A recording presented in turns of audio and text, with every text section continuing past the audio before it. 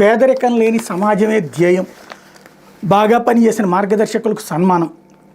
August 15 నాటికి P4కు ఒక రూపం తీసుకొస్తాం. కార్యక్రమం ప్రారంభోత్సవంలో ముఖ్యమంత్రి చంద్రబాబు ఆంధ్రప్రదేశ్ని పేదరికం లేని రాష్ట్రంగా తీర్చిదిద్దాలన్న సంకల్పానికి శ్రీకారం చుట్టామని P4 భావితరాల భవిష్యత్తు కోసం రూపొందించిన కార్యక్రమాన్ని ముఖ్యమంత్రి చంద్రబాబు వెల్లడించారు. సమాజంలోని సంపన్నులను పేదలతో అనుసంధానించి పేదరికాన్ని నిర్మూలించేందుకు ఉద్దేశించిన మార్గదర్శి బంగారు కుటుంబం P4 జీరో పావర్టీ కార్యక్రమాన్ని ఆయన ఆదివారం అమరావతిలో ప్రారంభించారు. పారిశ్రామిక, విద్య, వ్యాపార, వాణిజ్య రంగాల్లోని ప్రముఖుల్ని ఒకే వేదికపైకి ఆహ్వానించిన ప్రభుత్వం పేదల అభ్యున్నతికి వారు మార్గదర్శనం చేసేలా కర్తవ్యాన్ని నిర్దేశించింది. తెలుగువారి తొలి పర్వదినమైన ఉగాదిని ఇందుకు సందర్భంగా ఎంచుకుంది.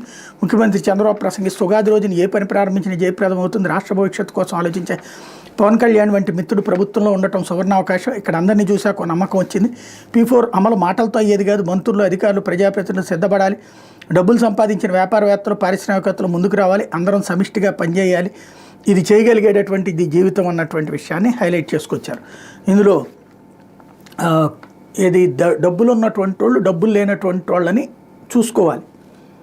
ఇప్పుడు ఒక కూలీ కుటుంబానికి డబ్బులు లేనటువంటి అతను అయ్యాడు. అతని కుటుంబానికి ధనవంతులైన కుటుంబం ఏం చేస్తుంది? కూలీ ఇస్తుంది.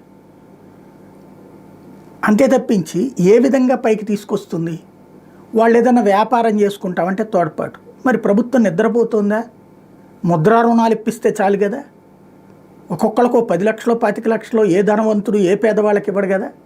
మ్యాక్సిమం ఇస్తూ 1,00,000, 2 లక్షలు ఖర్చు పెట్టుకోవడానికి సిద్ధపడతాయి. అది కూడా దాని నుంచి అతను ఏదో లబ్ధి ఆశిస్తాడు.